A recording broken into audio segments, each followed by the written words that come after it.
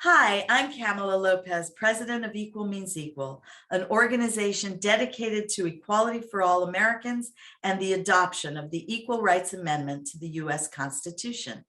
The ERA simply states, equality of rights under the law shall not be denied or abridged by the United States or by any state on account of sex. You're probably wondering who could be against ordinary equality for everyone. It seems like a no-brainer.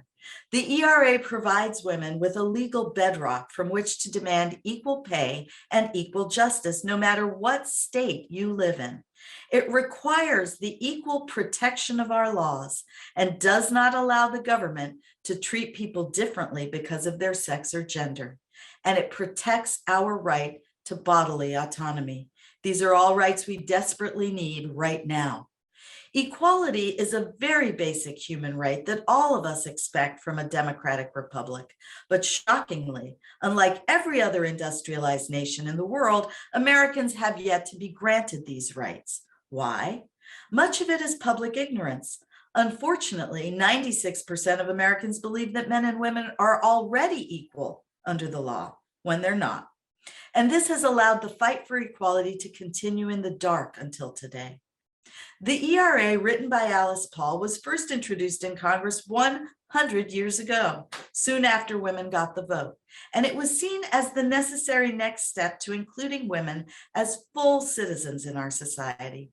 For the past century, women and our allies marched, protested, rallied, and voted for equality, finally achieving the 38 states needed to ratify the amendment in 2020. But despite the work of millions of Americans and the clear will of the people, the US government still refuses to recognize women as equal citizens under the law and enshrine our rights in the Constitution. The ERA actually passed both houses of Congress over 50 years ago in 1972 in an effort spearheaded by Shirley Chisholm. When it was then sent to the states for their ratifications, 35 of the 38 states needed had already committed to make it the law. But the powers that be got very nervous when they saw that women were getting too close to ERA ratification. They deployed a highly orchestrated and fully funded fake grassroots campaign led by Phyllis Schlafly and the Eagle Forum to stop progress on the ERA. They suggested to state lawmakers that women did not actually want to be equal because equality was going to lose them rights and privileges, the exact opposite of the truth. They baked cookies and sent in little girls in organza dresses and pearls to cry to the men in hearings and tell them, "Oh, please don't send us to war." All of this was political theater designed to hide the truth. Giving women equality was going to cost the US government a lot of money, money they had absolutely no intention of paying. Remember that until this time, under the spheres of influence laws, women were not allowed to work outside of the home. And if they did, it was as unpaid volunteers.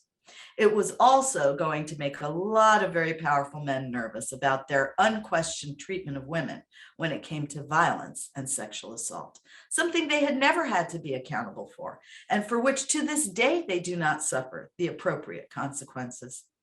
All of this will change when the ERA becomes law, because by definition, it guarantees all Americans equal protection of our laws.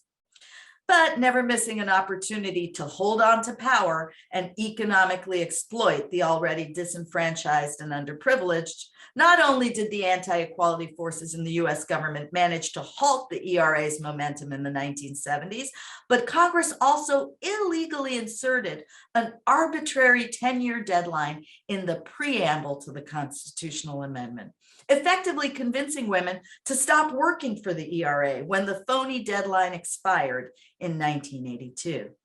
This deadline was also a lie. The ERA was not dead at all. All it needed was 3 more states to ratify it, but the public remained in the dark and the grift continued. Throughout the 80s and the 90s, the gaslighting of entire generations of women began, telling us that the playing field was level, that they were empowered now, and they could be, do, and have anything just like men.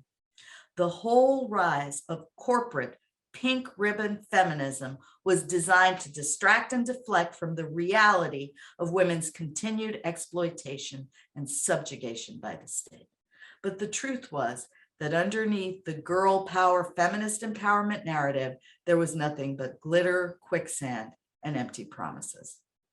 Laws and acts that could be altered or defunded at the whim of politicians in power, such as the Equal Pay Act, the Violence Against Women Act, and the Pregnancy Discrimination Act, were exalted as solutions, while the bedrock law of an equal rights amendment that women could point to when they went to court to fight for their rights was completely absent.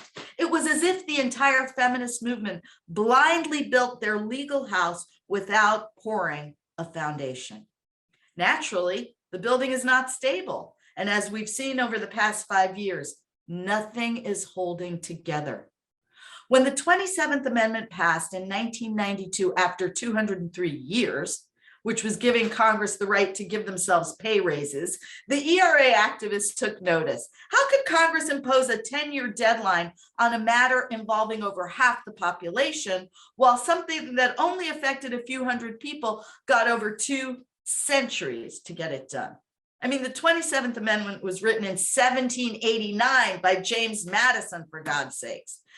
And by the way, where does it say anything in the Constitution about Congress being allowed to dictate a time limit on the states for ratification? The answer is nowhere.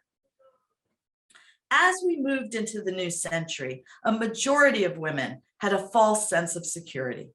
Most Americans thought the ERA had passed during the bra-burning heyday of the 70s, confusing the 1972 passage of ERA out of Congress and the signing by then President Nixon as the end of the matter.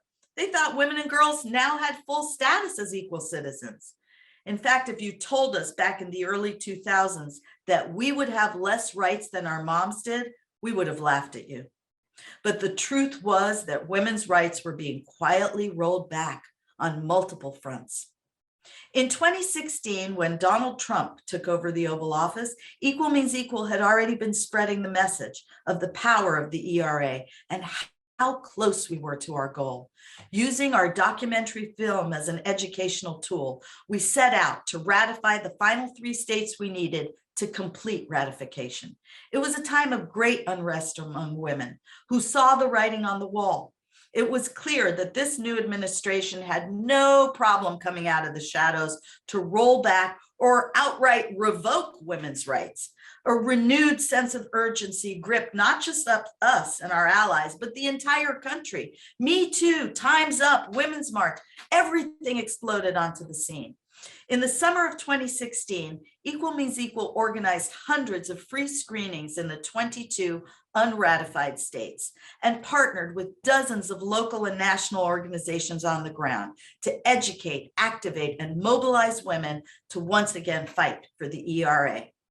Nevada State Senator Patricia Spearman, an African-American minister veteran and member of the LGBTQ community, rallied her female colleagues in the Nevada State Legislature. And on March 22nd of 2017, 45 years to the day of the ERA completing congressional ratification, Nevada became the 36th state to ratify the ERA. Just like that, 36 down and only 2 to go. With no time to waste, Equal Means Equal led the ratification efforts in Illinois. With intersectionality as our focus, we organized on the ground in Chicago, Springfield, and throughout the rural parts of the state, working with Rainbow Push Coalition, the Deltas, the League of Women Voters, and many other groups. We were able to unify diverse groups of people behind the dream of equality for all.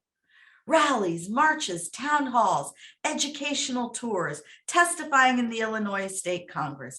We finally got success on May 30th of 2018, when Illinois became the 37th state to ratify the ERA.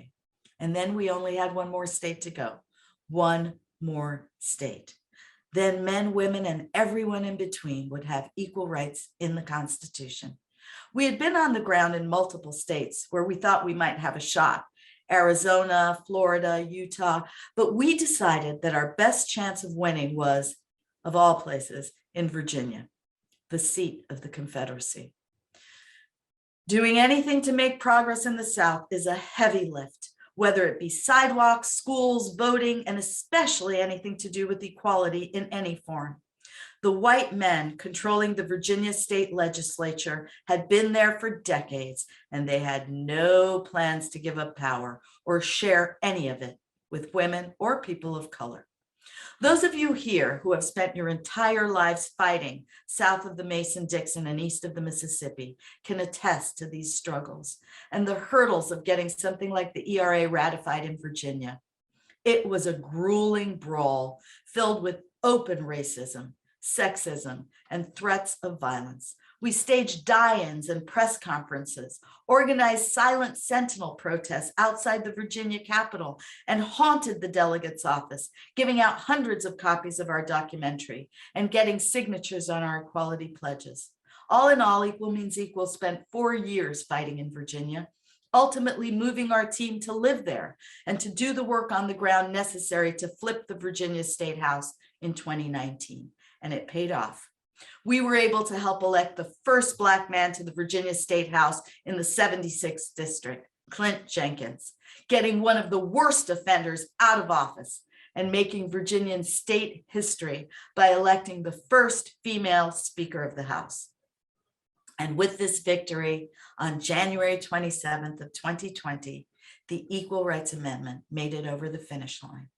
We satisfied all the constitutional requirements of having the 28th Amendment in the Constitution. It was more than a dream come true. It was our vision realized.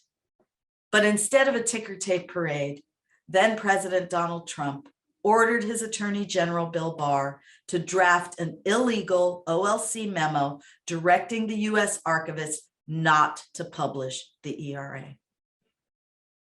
The archivist is essentially a librarian. He has no discretionary power to decide whether or not to do something that is dictated by procedure. Publishing amendments when they reach the proper number of state ratifications is mandatory and non-discretionary. Yet the ERA remains unpublished. Our nation's founders were clear that the Constitution could only be amended through an equal balance of power between the 3 branches of government. First, Congress votes to pass an amendment in both houses. Second, the president, representing the executive branch, signs the amendment. Third, the amendment is sent to the states for their votes. Article 5, which is the only place in the Constitution which discusses the amendatory process, is extremely clear and simple. It states that upon ratification of 3/4 of the states, the amendment shall be adopted. But it hasn't been. And in the meantime, the Supreme Court handed down an unprecedented rollback of women's rights in the Dobbs decision. And adoption of the ERA takes on an even more urgent role in saving women's lives. Which brings us to today. For the first time in our history, we have a real chance to have lasting positive impact on the lives of 167 million women and girls and their families. It is as simple as President Biden removing the Trump OLC memo and instructing the archivist to publish the ERA. We must seize this moment and push forward to equality in the Constitution. We can't wait another 100 years. We can't even wait 1 more year. This is the year. As ERA turns 100, we hope all of you, our sisters and our brothers across the country, join us in organizing ERA birthday parties outside your local government offices and buildings to let them know we are watching and we are waiting for justice. Please help make sure that the ERA and all of us get a present truly worthy of a centennial celebration. Rights that cannot be taken away with the stroke of a pen or the bang of a gavel. Equality for all, regardless of sex. Because equal means equal, and there are no more excuses.